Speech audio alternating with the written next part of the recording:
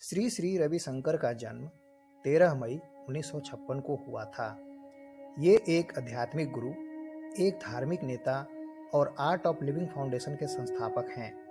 इन्होंने अपने art of living foundation के माध्यम से देश विदेश के कई लोगों को खुश रहने की कला सिखाई है, जिससे करोड़ों लोगों के जीवन पर असर पड़ा है। आइए जाने इन महान गुरु जी के कथन और अनमोल वचन को। आज भगवान का दिया हुआ एक उपहार है, जिसे प्रेजेंट कहते हैं। दूसरों की सुनो, फिर भी मत सुनो। अगर तुम्हारा दिमाग उनकी समस्याओं में उलझ जाएगा, ना सिर्फ वो दुखी होंगे बल्कि तुम भी दुखी हो जाओगे। जब आप अपना दुख बांटते हैं वो कम नहीं होता। जब आप अपनी खुशी बांटने से रह जाते हैं वो कम हो जाती है। अपनी समस्याओं को सिर्फ ईश्वर से साझा करें, किसी और से नहीं, क्योंकि ऐसा करना सिर्फ आपकी समस्या को बढ़ाएगा। अपनी खुशी सबके साथ बांटें। हमेशा आराम की चाहत में तुम आलसी हो जाते हो। हमेशा पूर्णता की चाहत में तुम क्रोधित हो जाते हो। हमेशा अमीर बनने की चाहत में तुम लालची हो जाते हो।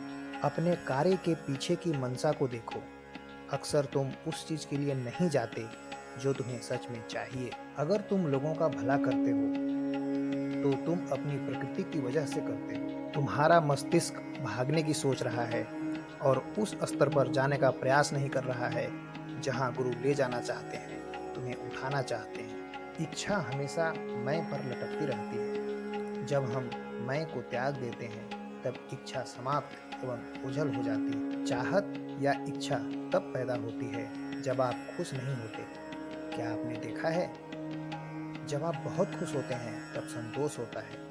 संतोष का अर्थ है कोई इच्छा ना होना। हर एक चीज के पीछे तुम्हारा अहंकार है, मैं। लेकिन सेवा में कोई मैं नहीं है, क्योंकि यह किसी और के लिए करनी होती है। कार्य करना और आराम करना जीवन के दो मुख्य अंग हैं। इनमें संतुलन स्थापित करने के लिए अपनी योग्यता का उपयोग करना चाहिए। चिंता करने से आपके जीवन में कोई बदलाव नहीं होगा, लेकिन काम करने से जरूर आप अपने आप को मजबूत बना सकते हो। यदि कोई आपको सबसे ज्यादा खुशी दे सकता है तो वह आपको दुख भी दे सकता है। एक निर्धन व्यक्ति नया साल एक वर्ष में मनाता है, एक धनाढ्य व्यक्ति हर दिन, लेकिन जो सबसे समृद्ध होता है वह हर क्षण मनाता है। जीवन प्रकृति के बनाए नियमों पर चलता है, जिनमें कोई यह नहीं जानता कि एक दोस्त कब दुश्मन बन जाए या दुश्मन कब दोस्त बन जाए। इसलिए हमेशा खुद पर भरोसा रखो। प्रेम कोई भावना नहीं है, यह आपका खुद का अस्तित्व। प्यार में कभी गिरना नहीं चाहिए, प्यार में हमेशा आगे बढ़ना चाहिए। प्यार का रास्ता कोई उबाऊ रास्ता नहीं है, बल्कि ये तो मस्ती का मार्ग है।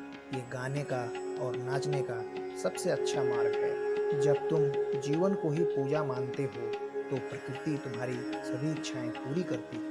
अस्वीकृति का मतलब अपने आप में ही सीमित रहना है। ज्ञान बोझ है यदि वह आपके भोलेपन को छीनता है। ज्ञान बोझ है यदि वह आपके जीवन में एकीकृत नहीं है। ज्ञान बोझ है यदि वह प्रसन्नता नहीं लाता।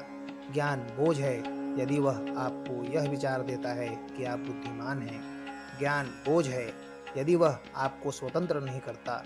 ज्ञान बोझ है यदि वह आपको ये प्रतीत कराता है कि आप विशेष हैं। किसी भी चीज को, किसी भी काम को, कुछ भी होने को मुश्किल ना समझें। आपके पास बहुत बड़ी शक्ति है और उसी के अनुसार आपको काम मिलता है। श्रद्धा यह समझने में है कि आप हमेशा वो पा जाते हैं जिसकी आपको जरूरत होती है। आध्यात्मिक ज्ञान युक्त क्षमता नवीन क्षमता और संचार को बेहतर बनाता है।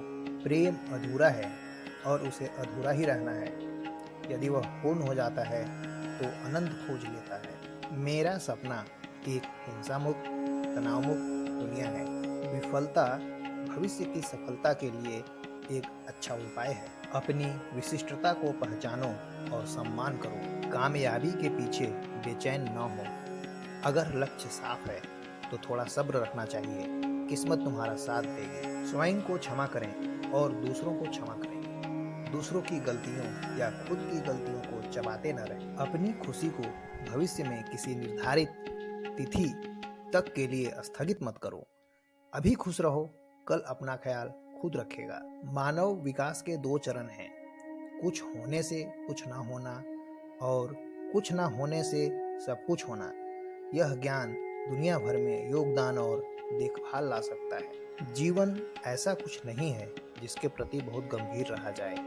जीवन तुम्हारे हाथों में खेलने के लिए एक गेंद है, गेंद को पकड़े मत रहो। योग की शुरुआत आनंद से होती है। जब आप आनंदमय होते हैं तो आप सत्य की खोज शुरू कर देते हैं और आपकी यात्रा की शुरुआत हो जाती है। चेतना ही शांति है, अर्थात आप स्वयं शांति हैं, आप स्वयं सत्य हैं, आप स्वयं ही ऊर्जा।